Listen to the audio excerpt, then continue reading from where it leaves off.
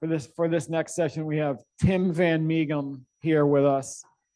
Tim is the one of the co-founders of the Pro Action Group, and Tim is an operations expert. Comes from a finance background. That's right. Initially, and left that world behind in favor of operations, and is one of the foremost advisors in all of the U.S. on operations operational improvements. So I think you're going to really enjoy this next session. And as you know, every one of these sessions that we're doing, they're all connected, but they're all different from each other as well. The content will be, this will be another, a whole another sort of new content, new knowledge base for you here. So let's give Tim a nice warm welcome and bring him up to the podium. Thank you, Ken. Thank you, my friend. Hi, everybody. Thank you very much. I'm excited to be here, and it's such a great topic. And in operations, you can see that we talk about risk and opportunity. And I'm going to use a couple of quick metaphors to set the stage, and then I'm going to ask the one question, the one thing question, which is, we're going to spend the next 2 hours talking about operations. What's the one thing you'd like to get out of it? Now, with the number of people we have in the room, I'm going to look to get 5 or 6, not everybody. So just be thinking about that and ready to share if you've got something to share. The first metaphor is, if you think about valuation, and if we look at this in the context of an M&A transaction, when we talk about the quality of earnings or the EBITDA for the company, the Q of E is sort of helping set the value of the company. Because many valuations, at least a meaningful proportion of valuation, is going to be tied to earnings, free cash flow, which is what EBITDA is trying to mimic. And I'd like to compare this to a real estate transaction. If you're buying a home, what role does an advisor play? Who plays a role to help you understand the value of the home that you're thinking about buying? I'm sorry? The real estate agent, because they do the comps. The comparables in a real estate transaction is similar to the Q of E in an M&A transaction, because it's helping you to understand the value. The home inspector is looking at the house to understand, will it maintain its value? Is there something in the home that the value that the market says it is, isn't going to last? Is there mold in the basement? The furnace is about to need to be replaced. You need a new roof, water damage. It's not up to code. All these different things that could take away from or prevent the house from maintaining their value. Looking at the risk or an operational diligence before you do as part of an M&A transaction is similar to the home inspector. We are looking for, when we think about risks related to operations, some of the big ones we'll talk about today would include things like margin compression, unplanned CapEx, reliance on tribal knowledge. And I know with leadership and people, reliance on tribal knowledge is a big topic that you'll go back to many times, and the impact it has on the value of the company. That's part of what we're going to be talking about today, is how do you do the home inspector role for your client and help them to understand before the buyer's inspector comes in. We want to get ahead of that and understand it. The second metaphor is one of my favorite TV shows, and I love that I could tie it into what we're talking about today, the Beverly Hillbillies.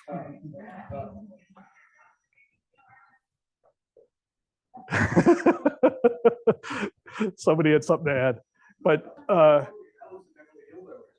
yeah, exactly. But here's the fun part, and this is the other half where it's not like a home inspector in looking at operations for your client. Jed went out hunting one day for food on his farmland, in the Ozarks that was worth hundreds of dollars. He was a happy man, good life. He was grateful for what he had. And he went and took a shot at breakfast and he missed. And what's coming up? Black gold, Texas tea. That's right. Half of this room could sing that with me right now, I'm sure of it.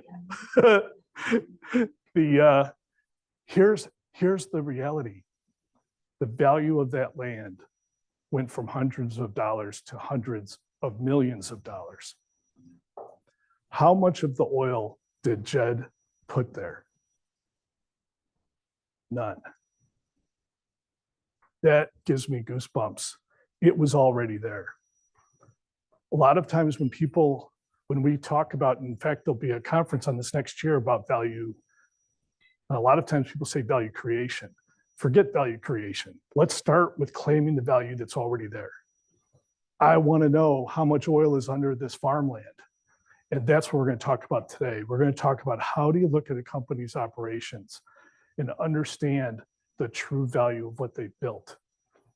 However, it's like I always talk about, I have six-pack abs, but I've got a lot of dirty laundry on top of it, or no, not six-pack. What's the washboard abs, but it's covered over with a whole bunch of dirty laundry. So it's the same idea that if the value's there, we just have to uncover it. With that said,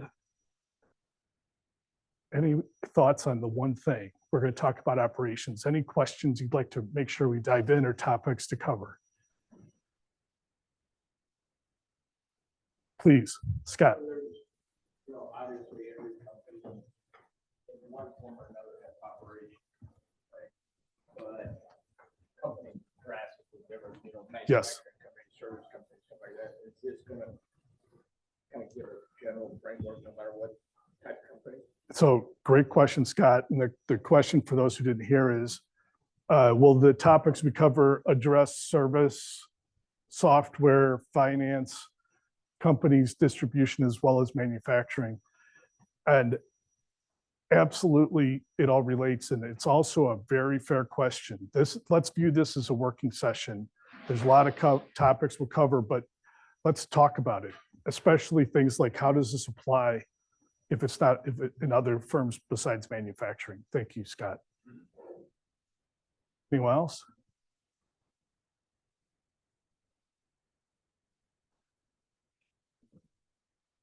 You look like you're ready to share something, Michael. Tell us your favorite topic. Oh, yeah. Well, I get to do the next hour and a half. I get to do that. Thank you, though. I appreciate that. It's a great lead in. And let's go ahead and do that and jump in.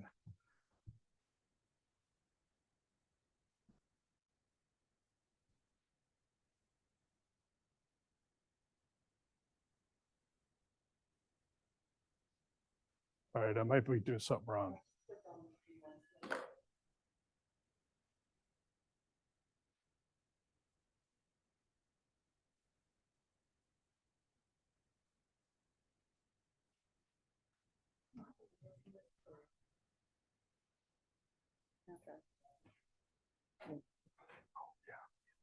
Good. Okay, thank you. So here's what we'll cover as we regarding operations. We're going to talk about the scope of operations, what's best in class.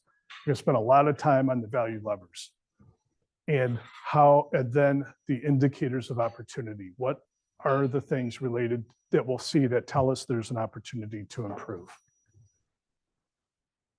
Objectives today, especially within the CVGA infrastructure here today. What does best in class look like? How do we apply these ideas to the VOP? Please ask questions about that as we go, if it would be helpful. And risk and opportunity. What are the risks we want to uncover, and what are the opportunities we can uncover? What does it mean to them? So we think about the scope of operations. The way I like to think about it is, another metaphor, I love those, but tail wagging the dog kind of thing. In my opinion, operations is here to satisfy customer demand well. It is not to be efficient. It is not to hit a metric or what have you. So, and I actually think that makes it more fun. If we were just here to like, how many can we chug out and minimize the cost per unit or whatever, it's kind of boring. We're only solving for one variable. But how often are we finding things like, 10 years ago, we'd ship out truckload quantities, or our clients would want us to come on site for 3 months in a row to focus on an issue. Now they want a case. They don't want a whole truckload. They want to know, they want to receive what they need for that shift, or they want us to come in to solve a problem and then leave in a service business. We get to be sensitive to and open to the voice of the customer, to what demand signals are, and then figure out how to focus the resources and features of our operations to fill that. And I sound passionate about it because many times I'll walk into a plant and ask somebody how it's going, and they're like, phenomenal. We're at 98% uptime. We're running our machines constantly. And I'm like, how are your inventory turns doing? How's your lead time? And they're like, I don't know. It's sub-optimized. And it's really powerful when we first start focusing on the right things. And please, challenges, questions, bring them up. Otherwise, I'm gonna keep moving through. Go ahead, please, Mitchell. Took me a second to figure this out. We've had some positive and negative things talked about EOS. And since your company runs on EOS, Yes. sort of integrate the EOS risk access as part of this presentation, that would be great. Yes. So Mitch or Mitchell? Mitchell asked about how this relates to EOS. And he noticed that we operate on EOS at ProAction. We don't implement it for clients. We use it for ourselves. We recommend it to many of our clients. And I'll give one basic thought on that, and then let's please bring it up as we get into actual topics on how it might relate. But to me, EOS is about infrastructure and basic things like accountability, having your core, knowing what your core values are, right people in the right seat. It's a way to think about, it's a way to put substance and infrastructure into how you run the company, mimicking what companies like Toyota and GM and GE have done in their heyday. How do you run a company with 100 locations and 100,000 people so they're all acting in the same direction? Those tools, the Hoshin planning, all that stuff they do, that's amazing. In my opinion, what Gino did was boiled it down to something that's relevant for an entrepreneur or a growing company. It's awesome for infrastructure. They have no opinion on the topics we're about to talk about. I shouldn't, that's overstating it. They're not technical though. They're not looking at a plant to say, is this effective? Is this efficient? They want you to have metrics. They want you to hold people accountable, but they're not looking at a line. EOS does not have a view on, is this line working well? Or is this service department set up to serve demand well out in the field with the technicians or what have you? So this is more about what's the right topic to put on our IDS to problem solve, not the basic format of using an EOS infrastructure. I think maybe some of that is just understanding what EOS does do and what it doesn't do. It's not going to bring a subject matter expert in to address a complex topic. They're going to just make sure you address it in some way. One of the questions that this relates to is, what is the role of the COO? in relation to the, did I pass that one up? Oh, I want to cover it on this one. Some of this time, one other question here is, what is the role of the COO? If the role of operations is to fill demand well, if you would ask me to define what's the role of the COO, I'm going to give a funny response, which is it depends. Tell me who the CEO is, then I can tell you who the COO is. Because it's really, what's the other half of the coin to the other leader in the company? If the leader is really strong in sales and they're the visionary with the ideas and all that good stuff, then you need to be the integrator. The COO needs to run it. A lot of it depends on where it goes, but it's clearly one of the bigger topics is to make sure that vision of filling demand well is understood and followed throughout the organization. So the fun part, what are the value levers from an operations perspective? We'll go through each of these and talk about what they are, indicators of opportunity, and let's bring up examples. And I love that the first one is predictability. In fact, a couple of us were talking earlier about this topic. Predicting what's going to happen and then monitoring it as it's happening and perhaps putting in countermeasures to address things that aren't keeping up, and then problem solving afterwards it's hard to state how important it is and impactful it is and how rare it is. So I'll give you an example. I was talking to a client of mine, and they shared with me their SWOT analysis. And this company puts metal coatings on metal parts for clients. And every single job they do is a quote. They don't have any, you can't put in for a list price for coating something. It's always based on the shape, how it hangs, how it goes through their system, what kind of coating. And one of their weaknesses was estimating and quoting. And I almost lost it on this friend of mine. Like, how can you be so calm? He's like, what are you talking about? Like, if you're concerned that you aren't quoting well, accurately, and quick enough, it's in every single job you do. And if you're predicting, your quote is predicting what the job's going to cost. Materials, labor, overhead, all of that. If you're not strong in this and you don't believe the quote, then what's your foundation for evaluating how a job goes? Other than, do we have money left at the end of the month? If there's money in the checking account, we're doing okay. But if we said this job should take 30 labor hours, it should take $2,000 of materials and 5 hours of machine time, and we don't schedule, we need to, if we schedule to that, monitor it and check it at the end of a job, it's either accurate, which is great.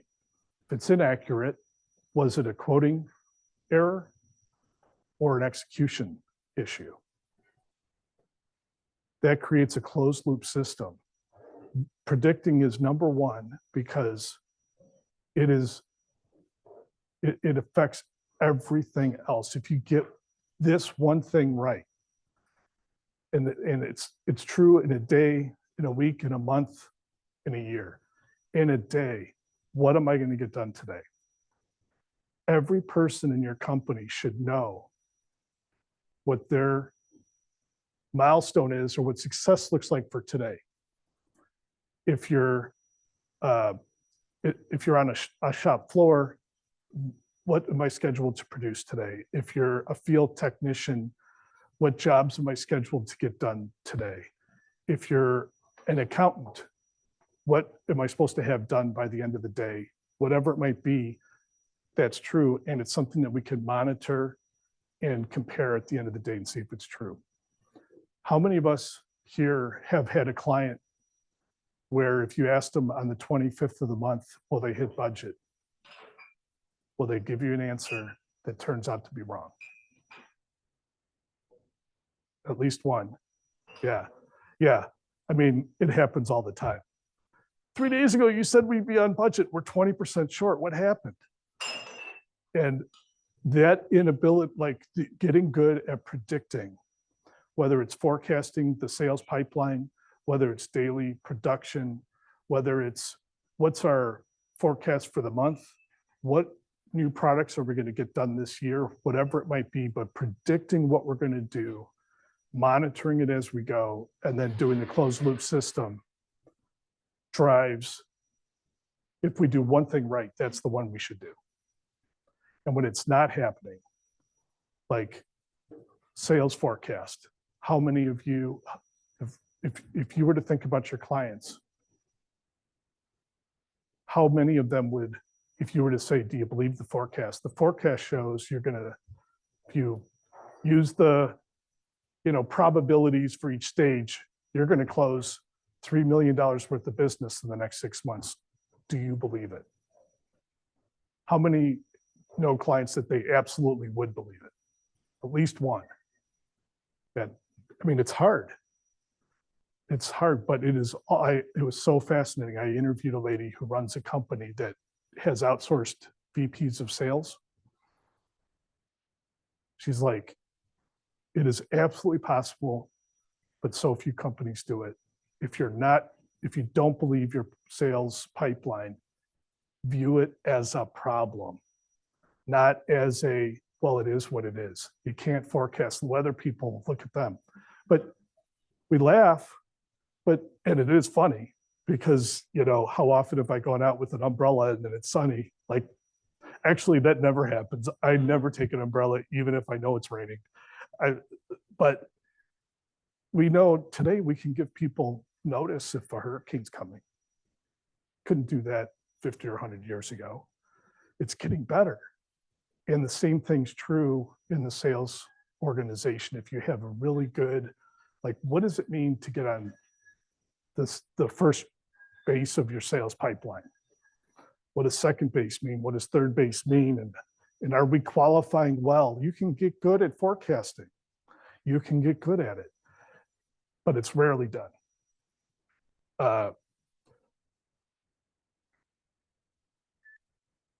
One of the things that I've learned to love is asking questions and getting I don't know.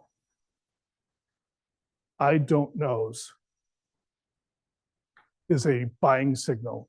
It shows that they are open to and need help. If you ask questions, how do you know if something's on second base, should be on second base? How do you know if your quote was accurate on a job that you did last month? And when they come back with, I don't know, how accurate is your inventory? I don't know. That is one of these signs that we've got a problem we're solving. That's what we're really looking for at this stage. We're not trying to solve problems yet.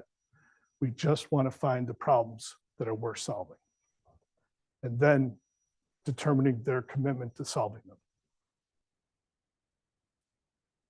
One of the things that it's always been one of the first questions I'll ask is I'll ask companies how often they do a physical inventory. How often do you actually shut down and count everything into place? And it's a bit of a trick question, because if the answer isn't 0, there's a problem. And I'm sure there's a lot of people in this room that have a finance background, but how often do banks require that you do a physical inventory to back up a loan that they may have given you? If your perpetual inventory is accurate, they don't require it anymore. Maybe they would have 40 years ago, but now systems are so good. If you follow the disciplines that you always know what you have in inventory. If they can't predict what they have in inventory, they are out of control. Out of control. And I'm not kidding, but just last month, I went through findings with a business owner. And they take a physical inventory every December. And he doesn't, I got to give him credit for this. He doesn't even put up the pretense of trying to maintain an inventory. They don't record inventory transactions. They record sales. And then once a year, they reconcile it. And he literally said to me, what difference does it make? I'm going to find out what inventory is in December. Right? This is the sign of he grew up in the business. He could run it in his head. And by the way, he is running it in his head. And if he ever leaves, what's going to happen, right? We don't even need to go through, I don't think, the impact of not knowing what your inventory is, but it is devastating on any company. And it's often invisible. In other words, they think it's just part of the way things are. Yeah, I know I need 3 for this project, but if I don't buy 5, I might run out. The last time I ran out, they lit me up. So I'm going to buy 5 just to be safe. And then you end up with the, okay, I could go on and on.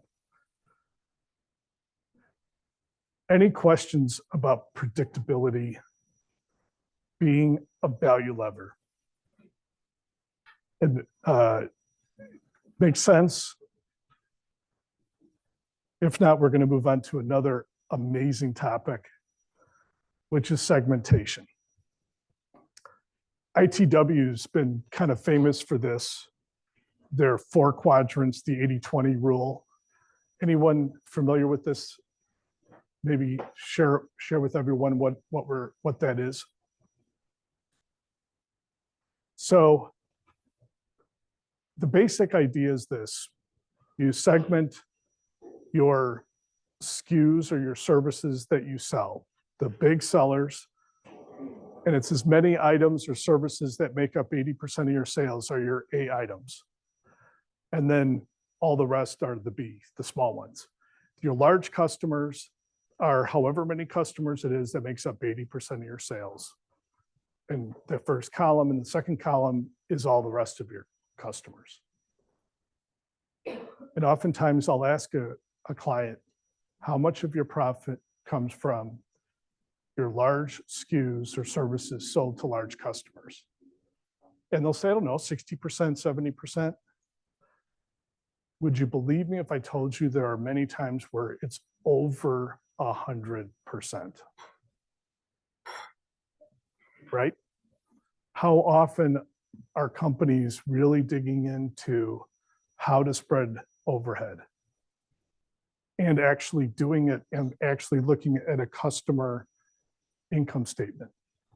So we're, rather than doing a specific customer income statement, I'm not saying don't do it. This gets a huge percentage of that value, and it's much simpler. And you have one page to look at to summarize your entire company. And so for each segment, large items sold to large customers, our sales, our cost of goods sold, our gross margin, our operating expenses to fill those orders, and our operating margin. And we do that for each of those 4 segments, and we summarize how much inventory we have for each of those areas. A couple of thoughts as you go from large customers and large SKUs to small customers and small SKUs, what would you expect the pattern be for gross margin? Should be higher, exactly. Operating might be lower, but that's because they're smaller transactions and costly to do them. That is one reason to do segmentation, is to identify, is our pricing strategy actually, it's a better question. What is our pricing strategy? And can you tell what it is by looking at this sheet? And oftentimes what we find is that the margin, in fact, the same client that I was talking about, their margin for large and small customers was the same.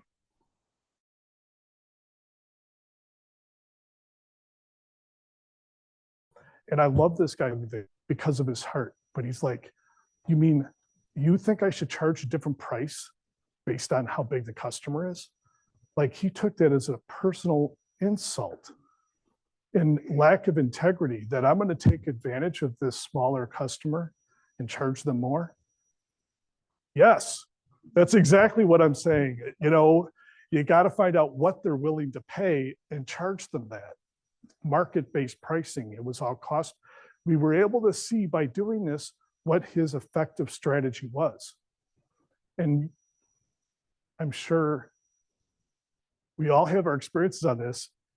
If you were to go talk to the CEO of a company and say, tell me your pricing strategy, it's probably going to be elegant. It's going to be thoughtful. And it's also probably going to have very little to do with what actually happens. I shouldn't say probably, but it too often does. It's one of the beautiful things about triangulating. In our line of work and being a service provider and advisor for a company, we want to talk to the leadership, and we want to talk to the managers, and we want to talk to the people working on the ground to triangulate what we hear. And this is the data part of that triangulation, that we get to actually see what's actually happening in terms of pricing. The second aspect of segmentation is, where are we making money and where are we giving it back? The first one is about, are we charging the right amount to different segments? When we find, for example, let's say this happened with, this is an example from the last month, where the operating margin earned in what they sold to large customers with large SKUs was 10% above the company's total operating margin. And they're also a company where they have about 60% of their sales are projects and 40% are spare parts. So of that 60%, they had one approach to quoting, whether it was a $5,000 order or a $500,000 order. And they had one process to manage the projects to complete that work. And we looked at it and saw, oh my gosh, like this is why it's fun to do this work. We were sharing it with the owner, is a private equity owned company, and showed them that over 100% of your operating margin comes from 12% of your customers that are doing 80% of your sales. And he's like, you know, it's interesting because the CEO wants to get rid of large projects because they're so complicated. Okay, how about we get good at managing large projects? Let's do that instead and have a different process, right? So another fun metaphor, and please laugh at this one. Think about this, you're sitting down and you have a bucket of water, 2 buckets of water in front of you, and you've got a foot in each one. One bucket is 200 degrees Fahrenheit. The other is 32 degrees Fahrenheit. On average, you're comfortable. Thank you. Thank you, Scott.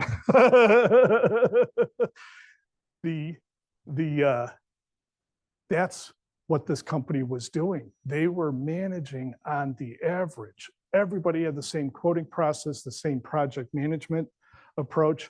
We had another client, who's an all parts manufacturer. And before we started our review with him, we asked him, what's on your mind? What's frustrating? What would you like to improve? Keeps you up at night. He's like, you know, 4 years ago when I started working with this investor, we had 300 SKUs. Everything was fine. 4 years later, 5 acquisitions, We're now at 3,000 SKUs. And every day I spend so much of my time calming down customers who are frustrated that we ran out of a part. It's hard to manage 3,000 parts. We did this segmentation and found that 87% of their gross margin came from 6% of their parts. And so this was the next piece. All your planners are going to spend all their time on those 6 parts. Don't run out. And if I have too much, I'm going to smack you. Just being funny. But you know what I mean? Like, manage it. Understand the customer demand patterns, understand how long it takes to get from the plant or from our suppliers, like, know it, because this is going to matter.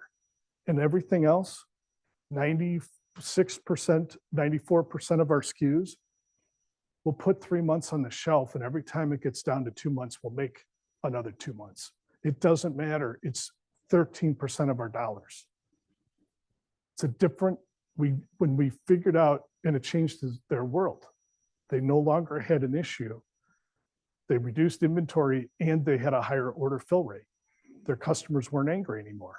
Simplified their lives dramatically because they realized there's 2 distinct businesses in this company. And that is something I would ask or be thinking about anytime I'm talking to a company. Are there 2 businesses here? High volume, low mix, high volume, or some other aspect of their business where there's 2 major components that should be treated differently. It makes me think about all the things we've learned in the, I don't know, recent past anyway, about how kids learn. Some learn by hearing, some by seeing, some by doing. Let's teach how they learn instead of making them all learn the same way, and 2/3 of them can't learn. They're not dumb, they just don't learn that way. We're doing the same thing for the business. The next one is actually the reason we started doing segmentation, which is we recast how much inventory a company needs. So this is primarily for a manufacturing or distribution or a consumer products company. And if you understand the demand pattern, we look at volatility in addition to, the average weekly demand, and we understand their lead times and their capacity, it's not a large stretch to estimate roughly right how much inventory they need. We're not talking about, oh, you've got 20% more inventory than we calculate you need. What's going on? I'm talking about they have 2 times or 3 times or more inventory than they need. The point of this is to get roughly right. And it's certainly nice to reduce working capital when we can, but it's not that exciting. Think of this more as the canary in the coal mine. If they have dramatically more inventory, and I'll give you an example. This is another real example. It's a distribution company, and it was really an interesting client because they had catalogs where they sold product through nursing homes and retirement villages. And we were looking at their inventory positions for a lot of their products. They'd have 3 months, 4 months, 5 months. We're like, okay, you buying this like from China or Vietnam? Like, no, there's a supplier in Pennsylvania, we get it. Do they make you buy in rail car loads? No, they'll ship a pallet. Okay, that's a really extreme example, but you get the picture that they shouldn't have had 3 or 4 months on hand. They should have a week on hand. What's the next week look like? It's the canary in the coal mine piece that tells us there's another aspect of their operation that is broken, and it shows up in inventory. It's what happens sometimes if a company's growing, things are great, and then all of a sudden they have a year where they're down 30%. what happens? They get overstocked. The rocks start to show up. The stream goes down, the rocks start to show up. The same thing's true when they have too much inventory. If they had an issue like a supply chain interruption or whatever, they actually for the first few months looked like a genius because they had so much they could handle, but it was a complete accident. But it's not needing a reduction in sales to identify the rock in the stream. That's what we're talking about here in looking at the inventory level. And the last one, actually, I think I covered two of them in the same piece. Where do you make money? Pricing, different segments, how to run the different aspects of your company and to recast inventory. That's segmentation. Please. Yep. I went through an exercise about 7 years ago with a firm, and it's actually, they showed the opposite of some of what we just talked about. Tell me. Number one customer was 20% of the revenue. The entire company ran around trying to serve them. Yes. 80-20 folks Yes. came in, sliced and diced the data, and sucked the air out of the room because they got us all together and said, You're losing money. all the overhead and SG&A out. Yeah. You looked at the working capital improvements by losing this customer. You're actually more profitable without them. Yep. And it was like, whoa. Exactly. So thank you, Jason. Thank you, Jason. Yeah. So sometimes that segmentation shows you that your large customers could actually be the least profitable. And that can easily happen when someone feels, I can't lose this customer. I need to do this or do that. And they're making money overall. The point of the segmentation is not big customers good, small customers bad. To your point, it's to understand where am I making money and where am I giving it back. We had a client too where we helped them to see that their second largest client had a negative operating margin. They were taping dollars to everything. And it forced them then, gave them the opportunity, didn't force them, but they at least could address it now because they were aware of it. Before they weren't aware of it, they had never gone down to that operating margin level to see how it played out. Any other questions on segmentation? Another beautiful topic. Go ahead. With activity-based, I mean, it was about Yeah. 20 years ago. Oh my gosh. Is activity-based costing relevant? And, maybe I'm old-fashioned too, and maybe not hip on all the current things, but whether you call it activity-based costing or simply applying common sense and thoughtfulness to how you spread overhead is critically important. We will cover cost accounting in a bit, but that at the end of the day is a very important piece, is to understand and break up the different parts of your overhead and understand how it gets applied. Like the company that I was just mentioning that has all these project managers and a small percentage of their customers drive over 100% of their operating margin. There's like 6 people who run those projects. We can isolate those and put all of that cost into those customers. Things like that. Absolutely, and activity-based costing is really looking at and tracking how much time do people spend on different activities in what's traditionally the fixed cost or overhead areas to understand how to spread the overhead.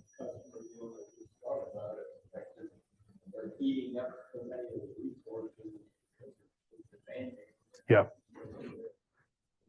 Another quick story on that, Scott.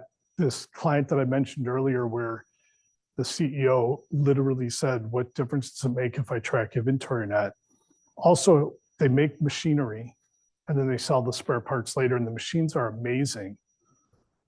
And they make standard machines that are always customized, but they're standard components just put together, assembled in a different way. Then they have truly custom, where they say, I need it to be, this size, and we got to switch the things, whatever it is, but it's truly, and when we talk to their engineering team and look at their shop floor, these custom projects are on the shop floor for 6 months, standard are on the shop floor for 3 weeks. When I talk to engineering, they're like, half our time is spent designing these things. This is a $14 million company.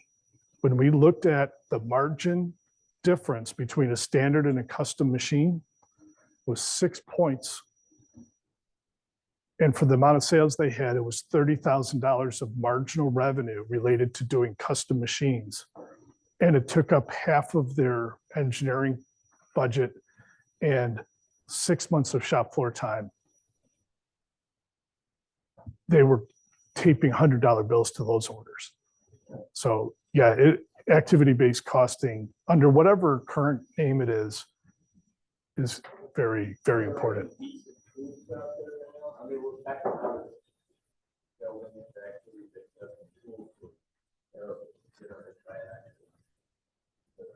Yeah, the question is, are there good tools to understand how to spread overhead and activity-based costing? And I don't really have a good answer for you. I can tell you when we get involved, it is more about, we do some time studies, and we look at, sometimes it's through observation, sometimes through interviews, to find out how much of people's time in different departments are they spending on different tasks so that we can assign it. But for us, that's usually enough to get directionally correct. Yeah. Another wonderful topic is capacity. And I will share another story. And if you're getting tired of stories, just fall asleep and I'll get the hint. But we got invited in to do an operational diligence for a private equity firm that was going to buy a contract manufacturer. Contract manufacturer was, they filled nutraceutical, like pills and vials and things. And they were growing very fast through COVID. And the management team went to their current owner at the time and said, we're growing so fast, we're running out of space, running out of equipment, we need a new facility. This is like a $40 million company, and they were gonna have to spend $15 million on a new facility. And the private equity firm had already owned it for like 4 or 5 years. They're like, you know what? If I put in $15 million, I got to wait for 2 or 3 years for it to pay off. There's a lot of risk, a lot of hassle. We're just going to sell it. Our client, we get a chance to go in and look at it. And leadership went to the private equity firm and said, we're running out of capacity. What they should have said was, the way we're running the company today, we're out of capacity. They didn't know that. They didn't know the difference. Their view of managing capacity and estimating it was, I can't imagine adding another customer. We're already working all the time. There's no way we could add another customer. What they never did, what they didn't do, and we got the chance to do, was, this was a manufacturing company, so we could look at their line speed, we could look at their uptime, and we could look at their first pass yield, and we could compare their actual production to their capacity on any given day. And we were able to go back to the buyer and say, maybe they're at 40% of capacity. They were able to buy the company with the sellers thinking, you got to put $15 million into this company. And they know we can load up the sales. We're going to change how we run it. And by the way, the beautiful thing about operational improvements, if anybody ever starts with headcount reduction or cost cutting, kick them out. It's not about that. It is about when you align and you do the smart, like, balancing of the operation to what actual demand is. And you put in things like accountability and tracking and daily routines. It leads to accelerated velocity, it leads to efficiency. It leads to people being less stressed out because we're consistently, things are consistently flowing through the process. When they don't, we recognize it as an exception. There's no anger, there's no frustration, no blaming and finger pointing, but rather problem solving. Okay. Getting the next doubling sales without adding any overhead actually improve the lives of the people working there, in the sense that, one, they could be paid more money. I'm not saying the owners did that, I don't know. But they could pay them more money because the value per hour of labor went up dramatically. The value per hour of equipment went up dramatically. The operational OpEx, the ability to absorb overhead, a radical change. So there's a lot more value to share. And it's typically set up by taking out instability, the inability to predict it. It stabilizes operations by knowing what we're going to do. Like, think about this. Today, if we walk in and flip the light switch, we expect the lights to go on. If a company goes in today, flips the switch to start a line, they're like, if 80% of the time it works, that's good. Could you imagine if lights worked 80% of the time?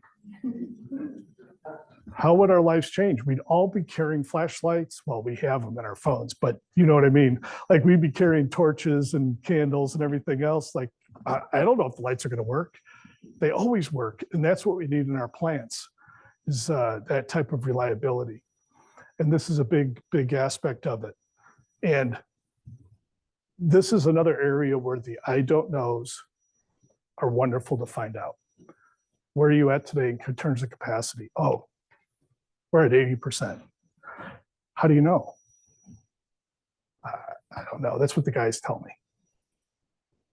That really helps, because if they don't know, if they can't say, oh, well, we calculate capacity, here's what we could run if we ran all day, here's what we did run, we're at about 80%, or we're at 40%, whatever it is, doesn't matter if we're at 10%, but at least they know where they are, and they can think about what they're going to do about it from there.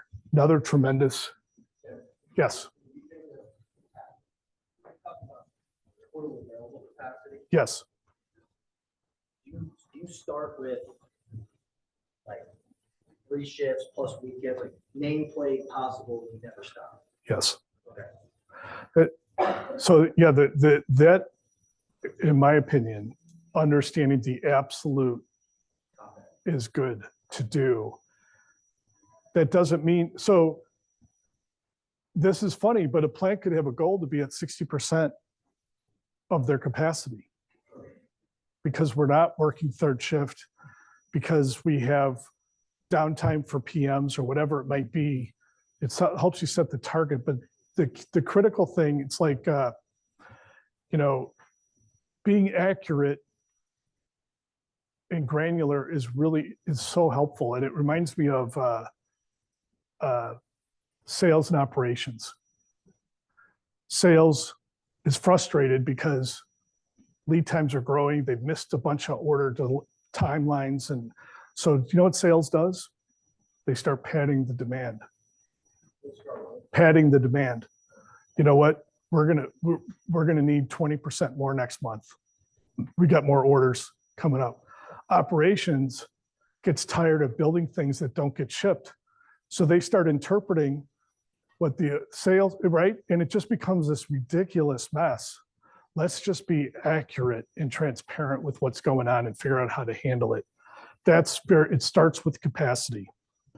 And another thing too that I'll share about this is, when I do talk to private equity firms about operations, very often they say, you know, that's interesting, thank you very much, but go sit at the kids' table. Operational efficiency isn't part of our investment thesis. And after I got over being offended and I thought about it, I'm like, why would he think that? And then I realized it's because they're thinking about efficiency. Labor is 6% of sales. Who cares if you take out 20% of it? It doesn't matter. This is why it matters. We're not talking about reducing labor. We're talking about increasing throughput per labor dollar. That's why this is important. I mean, it also, it goes back to your whole metaphor with the billboards. Why would you want to only invest in businesses that are already efficient? Right. Right? Yes. You're Yes. diminishing your Yeah. opportunity. Yeah. by- Yeah. Yeah. It all depends. Like there's some couples will go to buy a home and two different couples look at the same home. One will say, this is awesome. We've got 30 projects we could do over the next year. It's gonna be fun. I can't wait to do it. They've got their tools and ready to go. The other one's like, oh my God, it's a disaster. I just want a place I can move into and not do anything. And some PE firms, they buy companies with leadership teams and let's grow it. That's totally fine. We're just talking about understanding, is there oil under the farmland? Either way, it's relevant. Procurement is another area. And this one, in one sense, could get a lot more of it. I could justify attention easily because it's often a bigger percentage of sales than labor is. We just talked about why some companies will diminish and say looking at labor is not really important. But cost of goods sold, if it's a manufacturing or consumer products or distribution company, can be 30 to 70% of sales. And here's some of the things that here's the one of the ideas. There's a couple of principles here I think that are at play. One of them is not understanding your leverage. I should not be surprised by this anymore, but the number of times I'll ask somebody, how's your pricing? Do you get competitive pricing from your suppliers? And they'll say, no, not really. You see, we're a small player in our industry. This other player, Acme, they got 70% of the market. They get the good deal. Size, think about this, especially for the accountants and finance people in the room. What's the impact of marginal sales? If you're not the company that keeps the lights on and you add 3% sales to the company, how's that, how would you look at that compared to someone who's like a foundational customer that will keep the lights on? The contribution margin is the variable margin. Like if I can absorb overhead and make a profit, that's free money.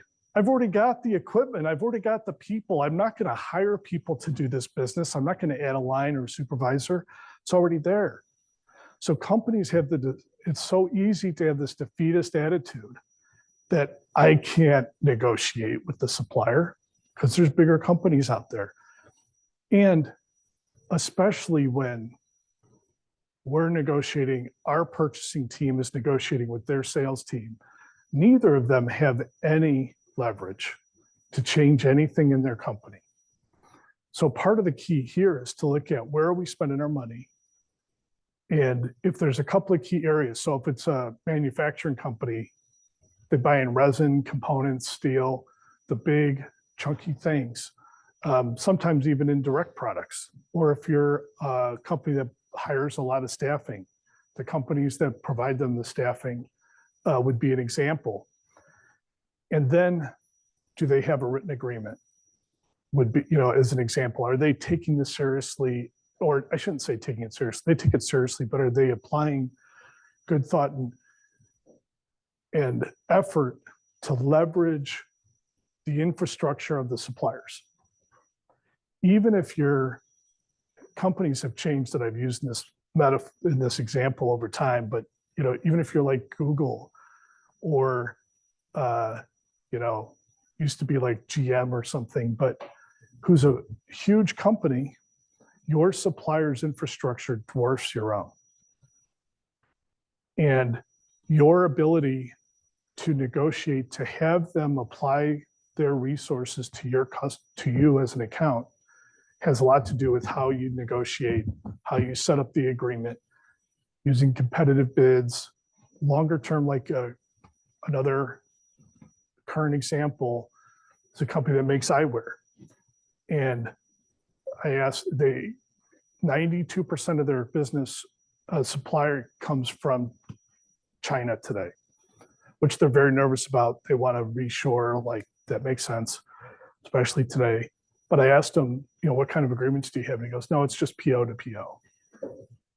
And in his mind, he's thinking, and this is very understandable, he's thinking, well, every PO, I get 2 or 3 quotes. I'm holding them accountable. If they're higher, I choose someone else.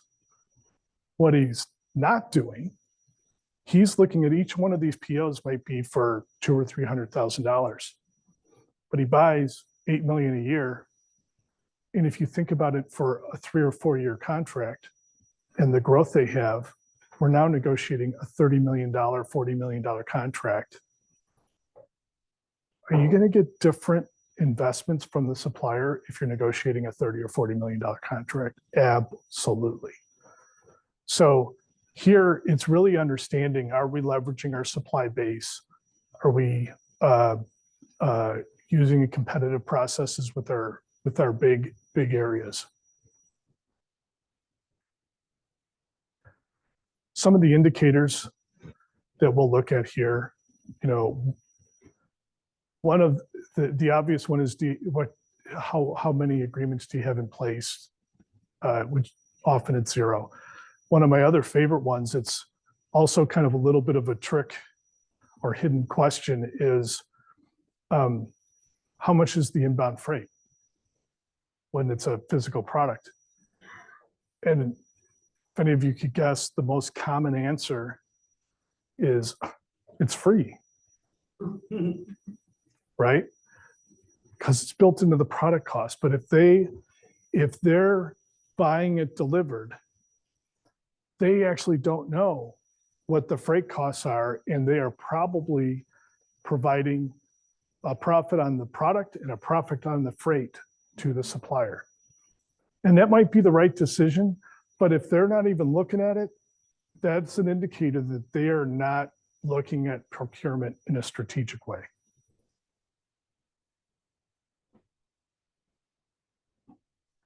Another one that is so relevant today is there's no math behind make versus buy decisions. One of the beautiful things about our world today is that we get to focus in on a narrow area of things that we love to do. Our great-grandparents, it's amazing looking at pictures. Do you know what they did? They farmed. They worked every day to make sure they could eat that night and next week. 150 years later, if you want to be an accountant, if you want to be a graphic designer, if you want to focus on something really narrow, you get to do it. Because we've got this great infrastructure and complexity, the Maslow's hierarchy is higher. And with our supply base, having to do something for ourselves, in-source versus outsource, make versus buy, we have an option. You don't have to be doing it today for yourself, or you don't have to outsource it either. And so guess what? It becomes a math problem. What's the fully loaded cost of having it done outside and provided? What's the fully loaded cost of doing it internally? If they're not doing that, it's another area for investigation.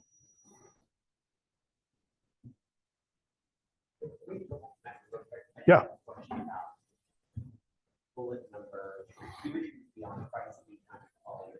Yes. Yeah, no, love to. So especially when you think about your maybe strategic suppliers, issues beyond price, delivery, and quality, could include things like, one of the best ones is the inventory. Many of our clients, let me ask this, how many people here have a client where a customer requires them to have a warehouse near one of their factories? Couple. Okay, it used to be half the class would raise their hands.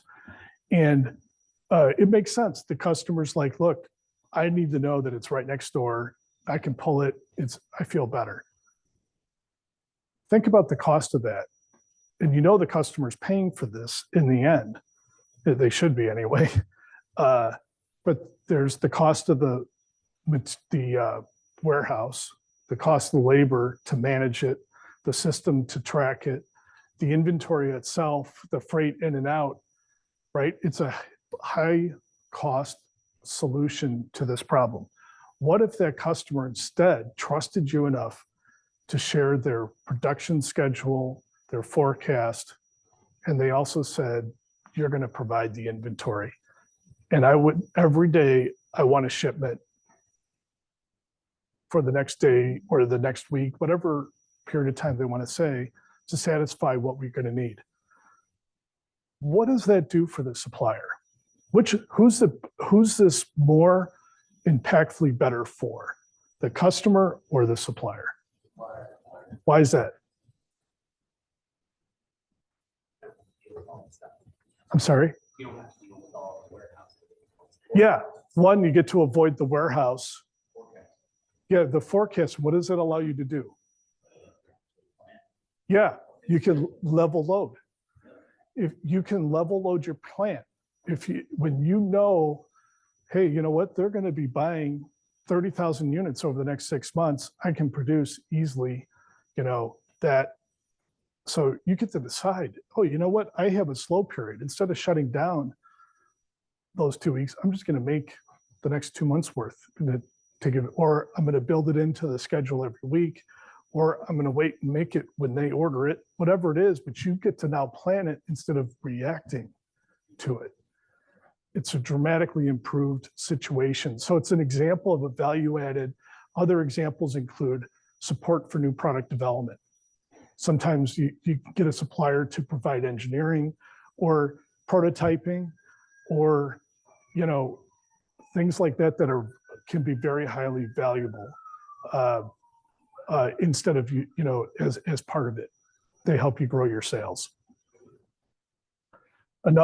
Here's another aspect is if you're going to ask your supplier to invest in you as a customer,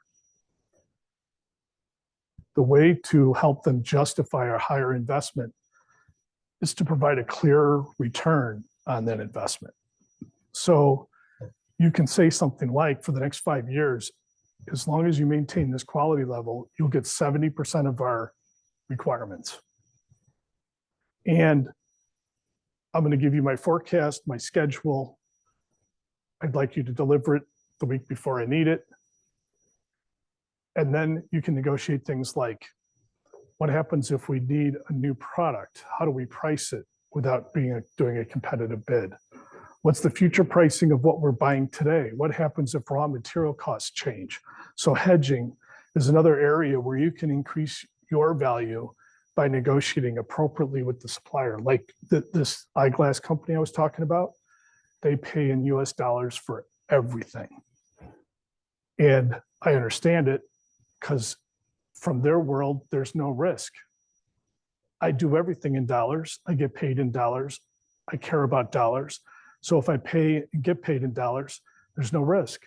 What he's not acknowledging is when the dollar is stronger and weaker, we're adding or not adding more value to our supplier.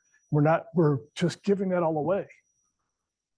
If we understand it and we use the appropriate tools to hedge or to transfer currencies, it becomes much more normalized. It's very similar to the freight topic.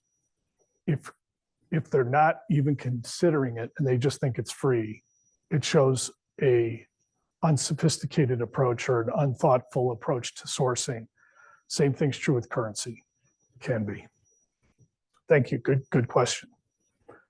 So we talked about pricing in the segmentation section, and here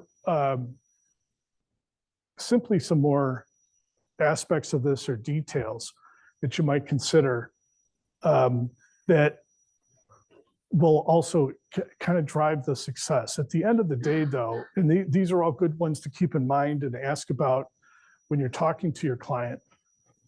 At the end of the day, it's who's making decisions on what pricing is going to be, what controls are there, are we appropriately pricing and getting a higher margin for smaller customers and all that good stuff. Another really important one is what happens when our material prices change? Are we passing that along to customers or not? Earlier, I talked about risks, and one of them is margin compression. If a company is, selling a product made out of resin or steel, and we look at their prices over the last 2 or 3 years when the prices of resin, steel, and freight have been all over the place, if their pricing is steady, that's a problem. It's a high risk if they keep doing what they're doing and the price of steel, the price of freight, or the price of resin goes up, we're going to have margin compression unless we change the approach to pricing.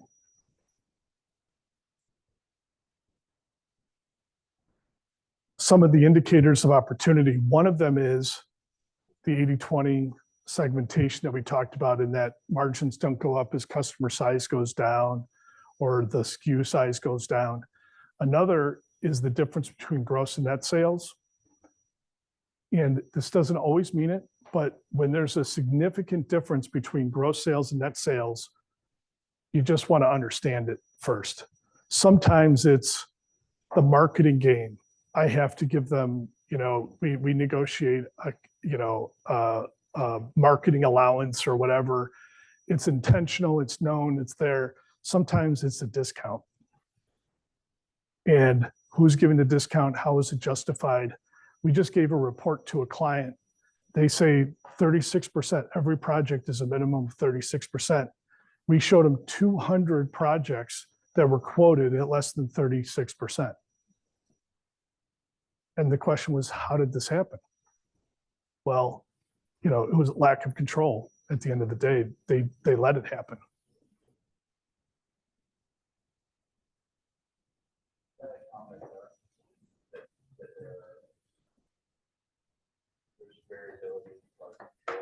Yes. In my opinion, so the question is it common that there's variability in what they charge, in what different salespeople charge different price, and they get to do it without requiring some kind of authorization from the company? And I'm not going to say it's a majority. I'm going to say it's common. They tend to default to the lowest level that they can go without pushback. So, yeah, absolutely. It all depends. It talks about how they're compensated. Are they compensated on sales or on margins or something else? And the segmentation, one of the things that we like to do is we run the segmentation overall. We run it by product family, by salesperson, by region, and it's incredible what you will find out.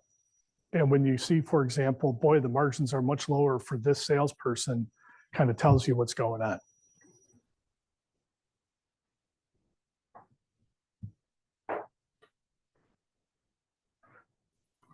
We have 45 minutes? We're still good? Okay, thank you. This one is tied to capacity. We talked about capacity earlier.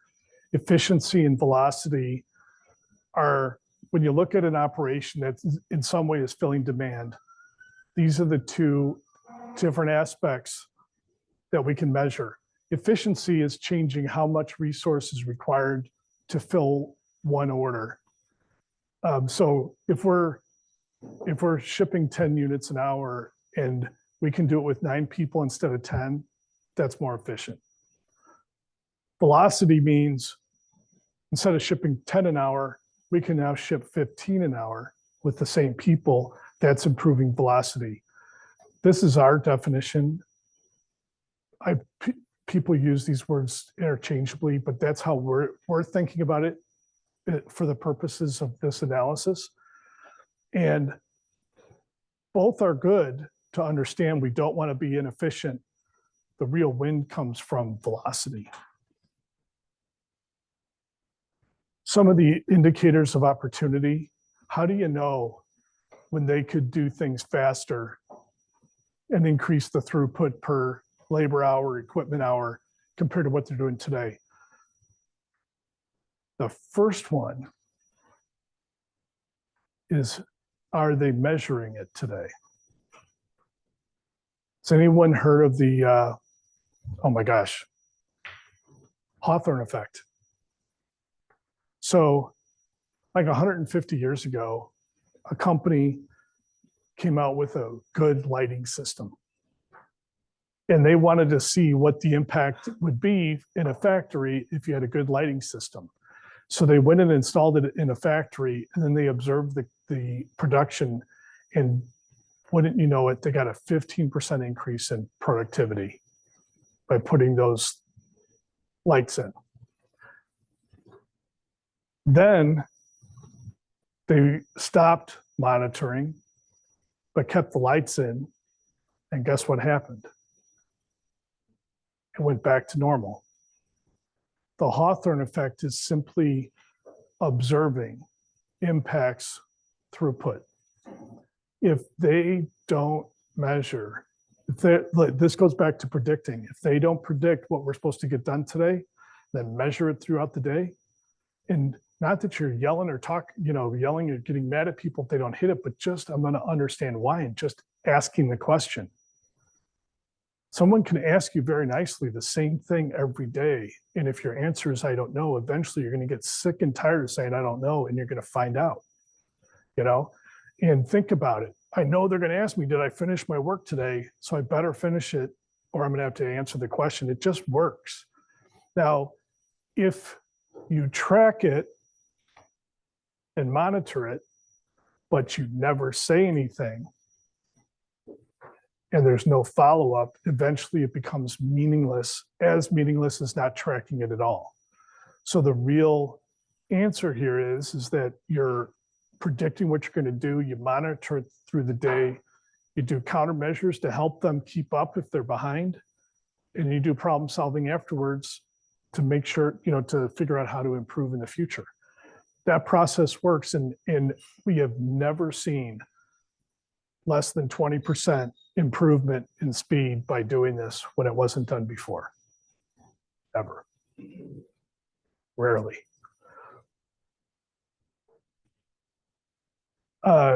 Another is variation.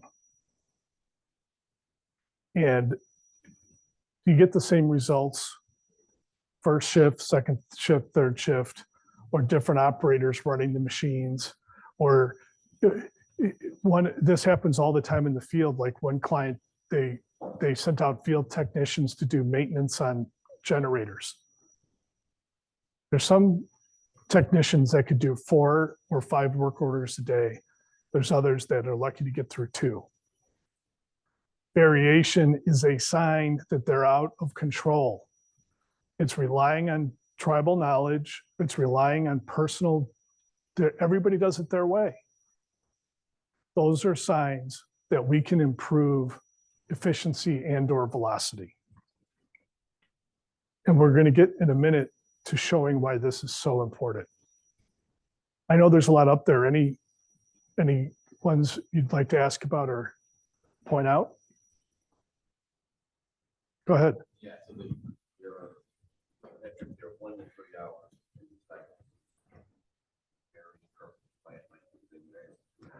That can be a significant difference, 1 hour or 3 hours. Yes. So, and I don't see your name. What's your name? Jack. Jack. Thank you, Jack. So Jack just asked about the 1 to 3 hours of work in process, or WIP. And you're right. That is it's a big range. You could drive a truck through it. Here's the important part, I would say, is to understand their WIP. the work in process inventory, sometimes it's required. Like, for example, in a food company, once you make the food, it has to sit here while we're having the testing done to make sure that it's safe. That is WIP that is expected, designed, and it's okay. But when you see that, you know, hey, there's 8 operations in this and there's a whole bunch of inventory in front of one of them, that is a big sign that they have not balanced their operation. Work balance, and this applies to any type of process, whether it's front office, in the plant, if they are not balanced, it's painful. And I think about this, our human body, things like digestion, all the things work about the same speed, like it just goes through. If there was a bottleneck and something got stuck in one area, we know it gets really painful, really bad, fast. It's very unhealthy. It's very bad. Same thing's true in a factory. If you see a big pile of inventory, why is that happening? Oh, you know what? That machine, it doesn't always work. So we want to make sure that whenever it's ready to work, we got the parts for it. Or it's the bottleneck and they're not getting the impact of allowing that to stay. They've got to, you know, why we need to figure out and rebalance work so it all goes at the same speed. This is such a fun story. We had a client that landed Sam's and Costco at the same time. Yeah.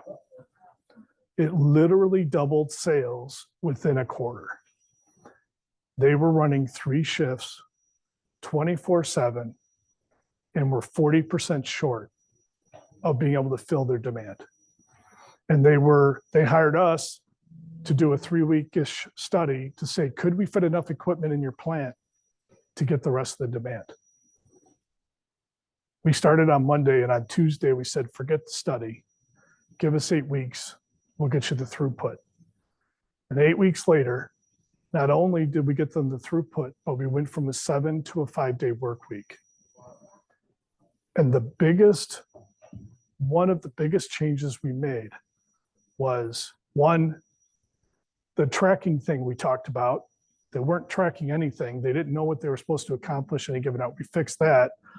Second, they were producing, they made seafood. So they had trays and trays and trays of filleted fish that they would go put in the freezer to bring out on second and third shift to do the cutting and finish the process, because they could do that faster than all the other ones. We went through every operation. First we calculated what's the speed it has to go through to fill every order. And then we went through every operation and said, can it run at that speed? When I say it that way, it's really simple, right? It is really simple, but it's also almost never done. At least it wasn't done there, and it wasn't done in a lot of our clients, where they're trying to figure out, how do I make this operation faster without even thinking about whether it matters or not. I just want to know, what pace do I need product to come out the door, and then can I run every operation at that speed? And they had, you know, when we got that right, we hit the numbers, and we were able to do it in 5 days instead of 7. And I don't know, 60% of the changes were because we balanced the workflow. Really powerful. WIP is bad. Variation is bad. If you see a different outcome based on a plant, a facility, a shift, a supervisor, a salesperson, a plant manager, where the performance is different depending on who's there, that's bad. It's an opportunity to improve. It's an opportunity to put in and standardize approaches and processes. Let's all do it the best way. Let's figure out what the best way is, and we all do it that way. WIP is the same thing. If there's WIP, it's not always bad. You know, I'm overstating it because sometimes you have to have it, but in general, when there's inventory piled up before an operation, it's not a good sign. It's definitely worth investigating.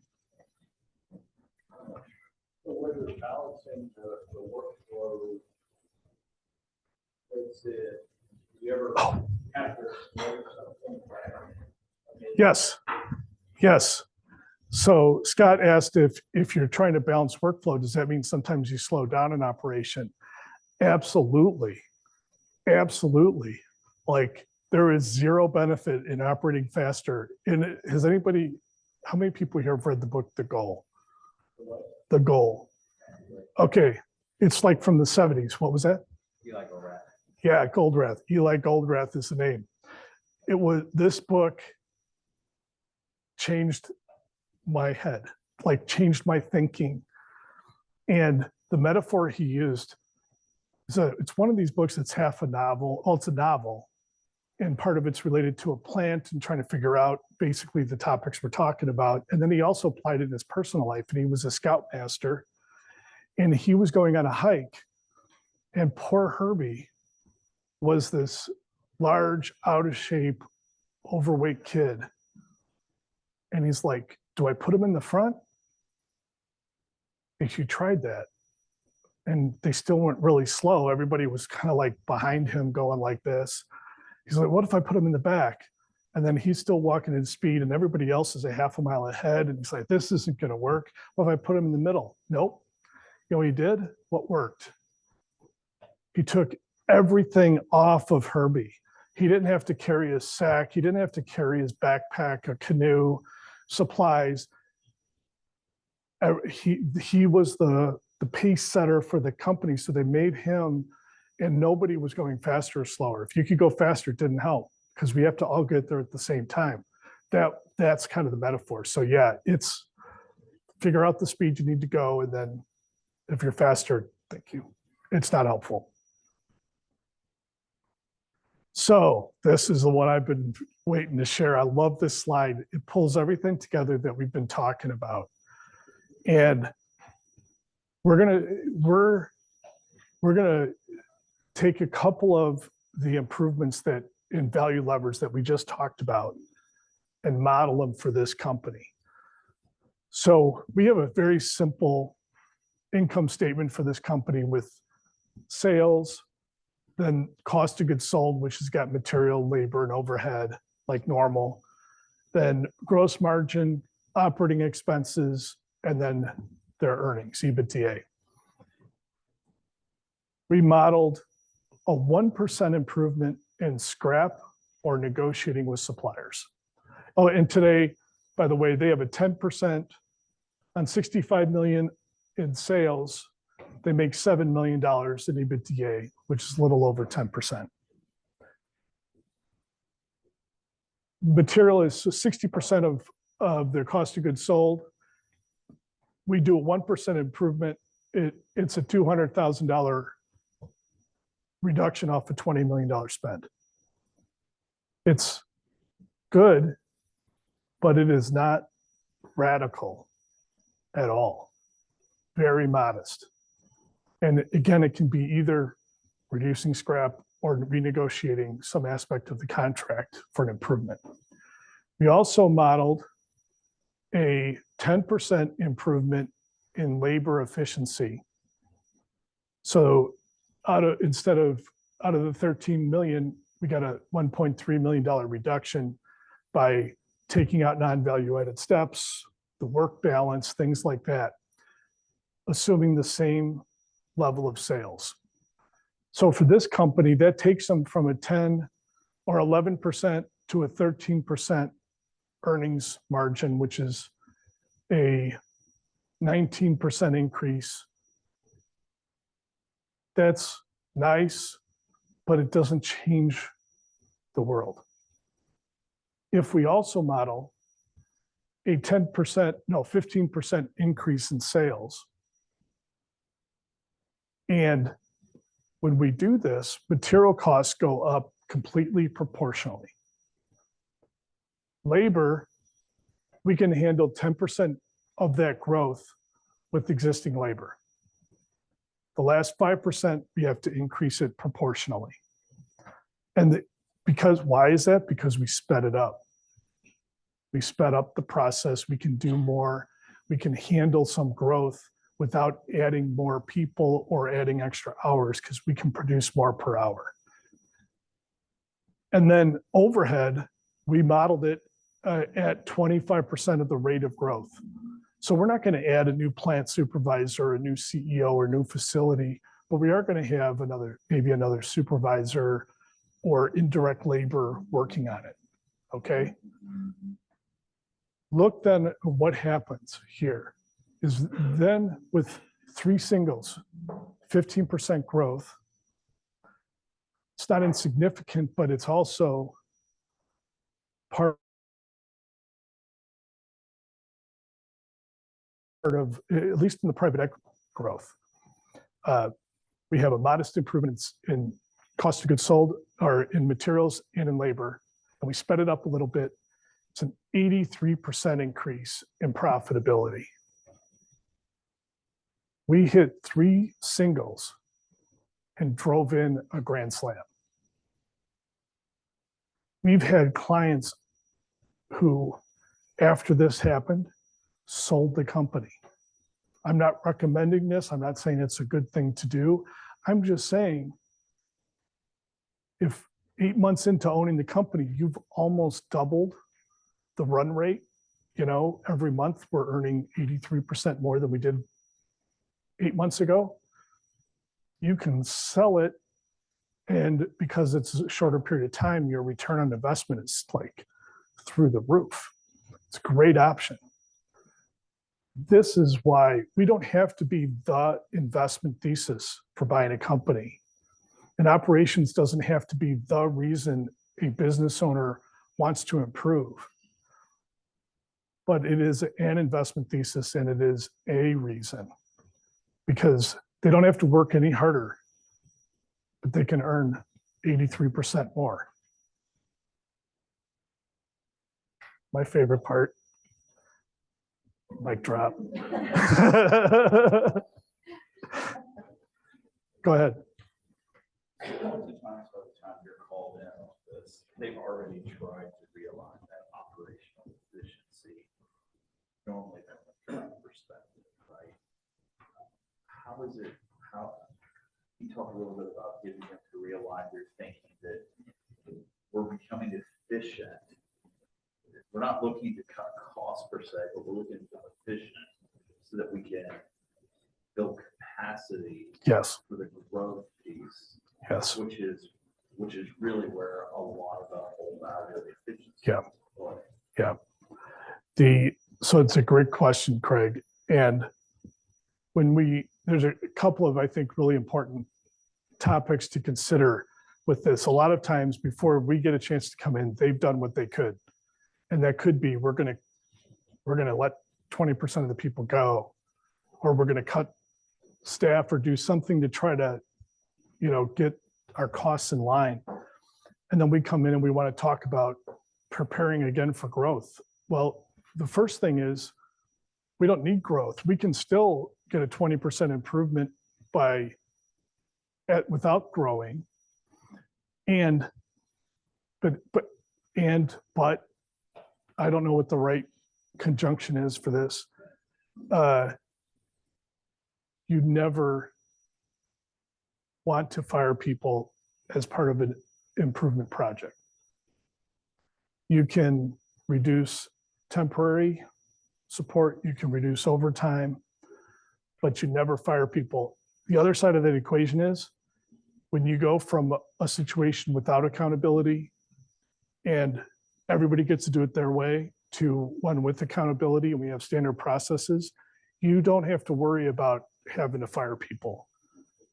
They're going to self-select. There's going to be people who say, I'd rather poke my eyes out than do this. I'm leaving, and that's okay. Like, I get it. There's things I don't want to do. And, but I think part of that aspect is this is starting with cost cutting. I mean, that's a turnaround situation. And turnaround situation, I get it. You bring in the people who they've got no heart. They're okay firing people, and you just got to do it to survive. That's one thing. But if we're talking about a relatively stable situation, the improvement, we have to start with the improvements and then overtime, temporaries, and then, put people in other jobs if you can, but we just never can't fire them.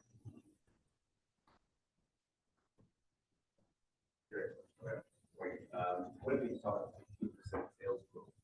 That is not including price. Correct. Correct. Price increases. They're going to think, like when I'm in this summer, it's like, hey, you increase your prices 3%, you could be losing. Yes. That might be something. Well, you need to show that. So that. Right. Exactly. That's a whole, we could have had a fourth single in here if we wanted. You're absolutely right. It's and it's also a very emotional and sometimes a scary topic, like I mentioned earlier today with the business owner who's like, I can't charge different customers different prices. Sometimes they're afraid of a price increase. If I increase my price, they're going to stop buying from me. And so, broad stroke price increases versus a surgical, thoughtful, data-based one are very different things. But you're right, it has a big impact. And by definition, a price increase goes straight to the bottom line. There's no marginal cost to it. Another key value lever is organizational design. And this definitely kind of comes back to the question Mitchell asked earlier about EOS. Do we have the right people in the right seat? And maybe the one thing I'll add in here is to make this one a habit, to review, do we have the right people in the right seat? Do we have the right structure for where we're headed and where we are today? Because, it's kind of like what you were talking about earlier, Craig, is otherwise it happens as a reaction. Every 5 or 10 years, it's like, oh, we're getting slammed, sales are down a little bit. Do we have the right people? And you do something, now it's reactive. And one thing too, I've been talking about problem solving, the idea of trust and transparency, the Brene Brown books, all that kind of stuff is so important to create a level of safety in the business where people can point out something that's not good or right, and they're not treated like, a whistleblower or a tattletale or whatever. Like it's, oh, great, now we get to solve this problem. The 5 Dysfunctions of a Team is another great book that talks about this, but setting that tone in the company that people are safe to say and do what's right is obviously really helpful. Last one here is risk reduction. And a couple of things that I think are really interesting. There are some risks that are existential in a sense, or could kill a deal. Like customer concentration is maybe one of the more common ones where most company or most firms that buy companies will say, I'm not going to deal with customer concentration. There are a few crazy firms that like to buy carve-outs and things out of bankruptcy and companies with high concentration, customer concentration, because they're good at dealing with it. We're going to put in a sales team. We're going to solve it by selling more to other people, not reducing what we sell to the big customer. They're good at it. But the operational risks that we're talking about here, none of them are like that. We have never killed a deal, never. And here's the part of the reason why that's true. The results they're getting today are based on the processes and risks that exist today. If we fix the risks, the value is going to go up. So for example, one of the most common risks is reliance on tribal knowledge. Do on-the-job training. The people here have been here for a long time. They know how to run it. If we had 60% turnover, don't know what we would do. Well, they probably wouldn't admit that. They would say, it doesn't matter. I've been running this plant for 40 years. I can do it with new people, but they can't. They have not run a business like this at this size without people who already knew how to do it ever. When they ran it 20 years ago, there were 4 people, not 80. Different story. And it will annihilate their ability to stay competitive or profitable. But think about this. If the company relies on tribal knowledge, how expensive is it to fix it? It's not expensive. You want to standardize the process. And by the way, you don't ever standardize what we're doing today. You do a value stream mapping process, say, what should we be doing? Then you standardize that, which means that almost always our lead times are going to go down. The amount of work is going to be reduced. We can scale easier.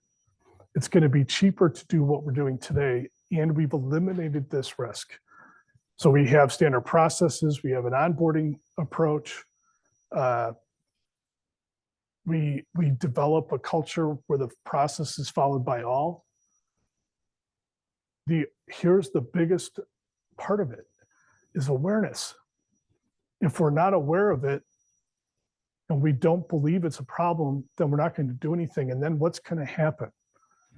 Like, think about it in an M&A deal where the person who's been running the company for the last 30 years gets a check that changes their life. And then 6 months later, they're like, you know what?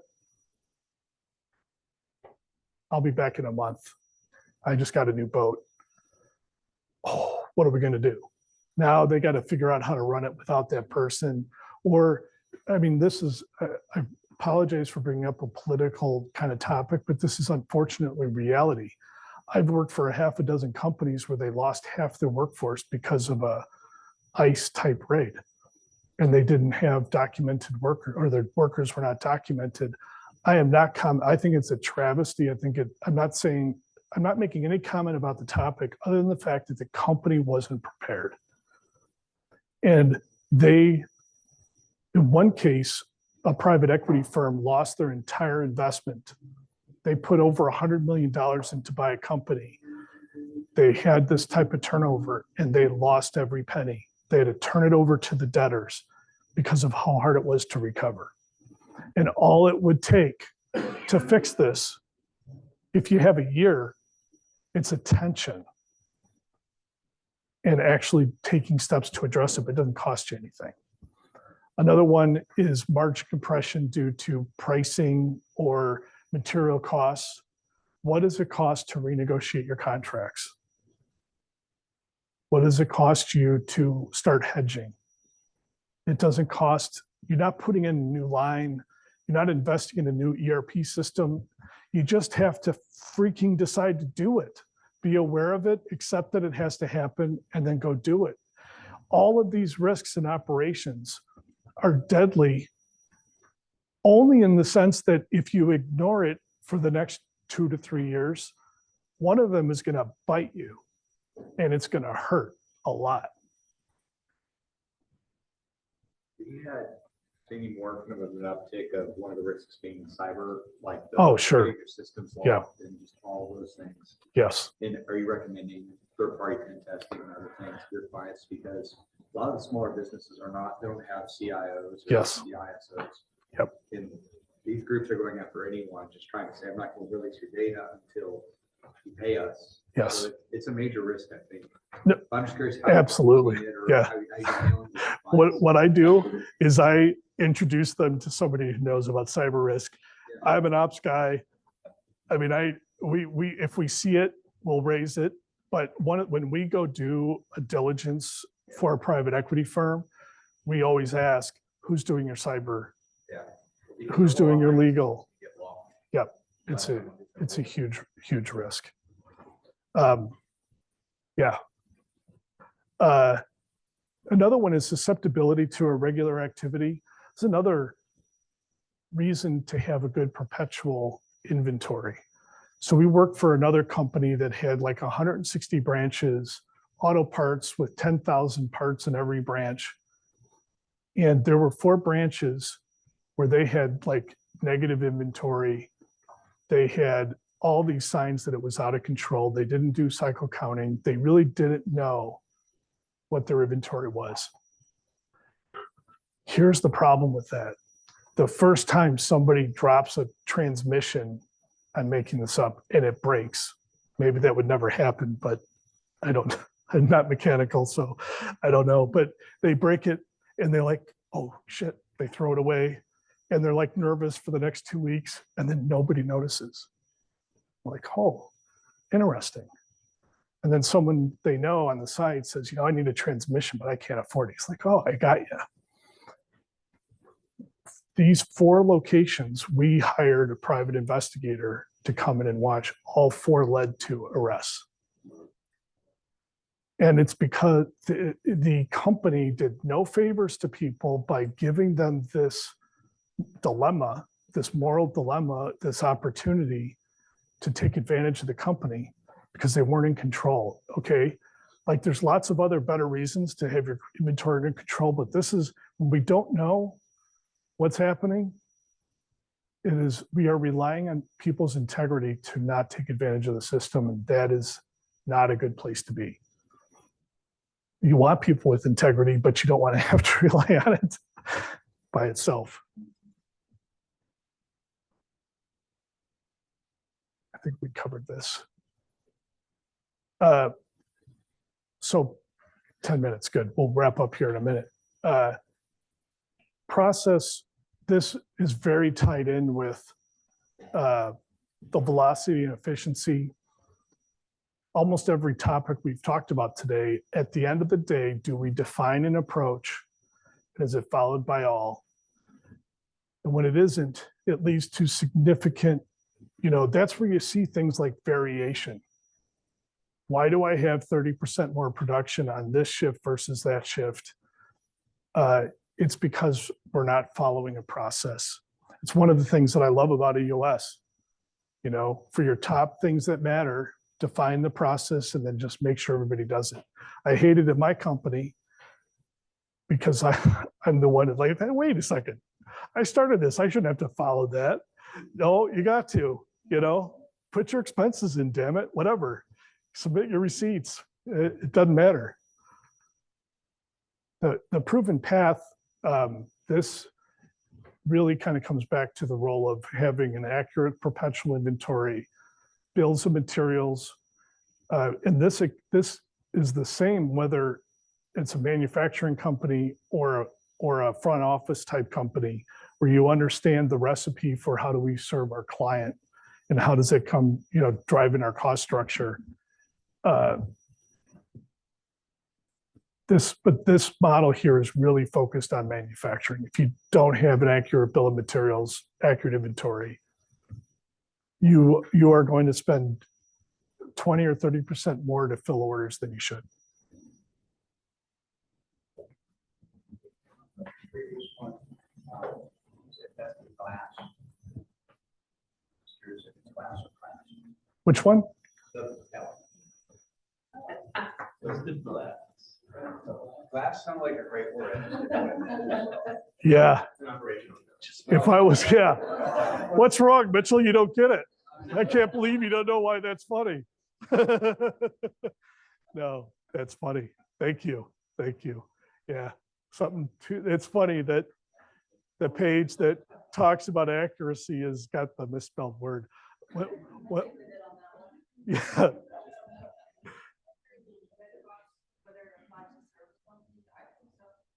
Yes. Yeah.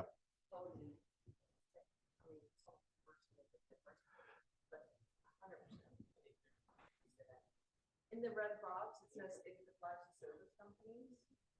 In my opinion, it does. I mean, I want to be a tech service company. That is the same. One thing too about that, Caroline. Yeah. One thing I found about that is sometimes applying this process and mapping, value stream mapping, re-engineering, what have you, to a front office, like engineering, project management, design, is even more dramatically impactful because it's not immediately visually self-evident what the process is and how it works. It's a black box. I give a request to an engineer and then 2 to 8 days later, they give me a design. They're not, but when we break it down, and even if it's the quoting process, again, it says, what do we think this should take? And then hold them to it, and it's not being done. And so the opportunity to apply it is absolutely dramatic. Thank you for bringing that up. We really did cover this already with regard to inventory, that segmentation analysis allows us to look and see where their inventory is compared to where it should be. Another area for this is AR. And how consistently are we invoicing after the product or service is completed? Like the painting company that I'm working with now, their average is they invoice a job 7 days after they finish it. Yeah, I mean, it's not funny like they're dumb. It's funny like it just never was evaluated before. It was invisible. It was just normal. It was just the process. But when we get to do this, now they get to say, you know, is there any reason why we shouldn't be billing within 24 hours? Yeah, within an hour. Why? You know, I remember working at a medical company 15 years ago, durable medical equipment. And the big issue is collecting the copay. And I remember at that time saying, why can't we charge for them the copay when they come in? They're like, oh, no, you can't do that. Now today, you cannot get a service done. You want to come and see the doctor? Great, you can see the doctor, give me the copay, and you'll see the doctor. I had one from 3 weeks ago, I still haven't received it. Yeah. Don't even know how much It's- I owed it. It's tied to the process of consistency.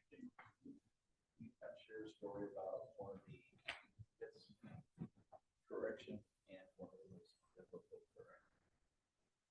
In regard to everything in general. So thank you. Yeah, Craig asked maybe just to pull all this together as we wrap up here. One of the easiest transformations and one of the most complex. And I'm gonna walk through one that just happened this past year that's really complex, but it was also one of the easiest at the same time. And why? It's a home products company. They had demand for 70,000 units a month and they were producing 50. And this next session, It's a problem. We got a chance to do a value stream mapping assessment and said, we see how we can do 100,000 units a month with your existing equipment. And part of it, we were talking all that about work in process inventory. They had 3 huge areas of work in process. And what they were doing was the first third of the manufacturing filled up that grocery store, and and they just kept pulling out of WIP, and that WIP could sit there for weeks. And we said, can we make it, if we start with wood at the beginning, can we ship finished product at the end of the line? And we're like, yep, we can do that. And that's what we did. We eliminated all that WIP and went straight. And in January, we developed our plan, the work balancing, all that stuff. That was in January, 50,000 units a month. In April, it was 100,000 units a month. And it required that we changed how they schedule. We changed their maintenance, which was a huge problem. We had to change their daily floor management, and we had to rebalance the line and move equipment and all that kind of stuff. So it was really complicated, but the CEO was all in. And the CEO appointed a champion to do the work who was also all in. And the CEO asked the champion, like every day, how's it going? What's happening? Do you need anything from me? And you get the buy-in. So if you think about what we're doing today, this is about awareness. How do you become aware that there's a gap between where they are and where they could be? The second step is acceptance. How do you prove it? How do you get them to say, oh my gosh, I want to do that? And that's where the analysis, the change management, interviews, hearing them all come into play. The VOP is a great example. Here's the value of your company today. And if you change these 8 things, here's the value. Is that important to you? what difference would it make in your life if you got this valuation instead? Is it worth it to you? How committed are you to doing it? You know, it's like, sometimes it's hard to get to work on time, right? But and it's like, you know about it, it's predictable, but you don't understand. You know, there was a red light, somebody got in the way, but someone asked me once, if you're driving down the expressway and somebody dropped a bag with $1 million off on the right shoulder, would you be able to get to it? Yes, you would. Yeah, right. You'd crash your car, whatever it takes. I'm going to get the $1 million. We get that commitment. It makes everything easier. The other thing I'll say about it too is, especially when you're getting to topics that relate to like overall velocity, you can't sub-optimize. So it's not a lean problem. It's lean. It's also sales and operations planning. It's also inventory. It's also maintenance. It's always, you have to look at it on a holistic basis. That was a great way to end the session. Thank you. Great question. Oh my gosh, the worst ones, the ones that don't work, as I've thought about them, I'm happy to say on one hand, our analysis is never wrong. We have never gone and say, you can do this, and then we turn out to be just simply wrong. But we have worked for CEOs who won't hold people accountable. We will have the meetings to go through what we're going to do, and nobody shows up. And at the end of the day, you know, and that's what my job is in the company. We can't take a project with a CEO that's not going to support us, because we're going to look like idiots and they're going to waste a whole lot of money. You know, that's always the problem. You know, thinking of almost any of the projects that we've completed and thought through,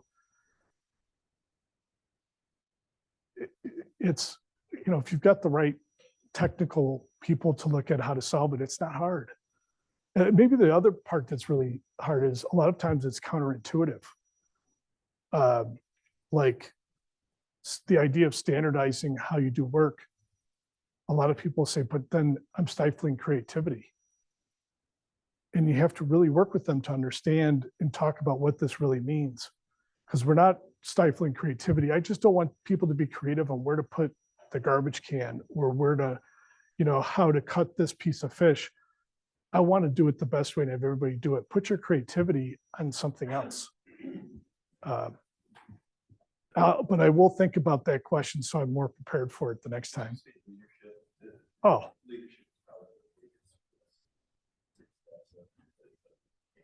It's always the governor. And I mean it in terms of limiting the speed. You'll never grow beyond the leadership capability of the even when we get the opportunity to demonstrate a future state. We're in a company right now.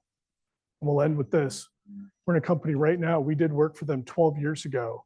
It improved their output 25 to 50% on every line. They brought us back in. They're back to where they were before we got involved. And I would have told you that would happen because the person in charge of operations, it's not what he cares about. And it was allowed. And they went right back to it. We demonstrated it. It was there. The CEO and owner of the company saw that they could produce at that level. And then when it went back down to the old ones, he's like, well, that's okay. So there's nothing I can do about that. Except wait till there's a different leader. So good. What's that? Yes, yeah, cash it first. Yeah. Thank you very much, everybody.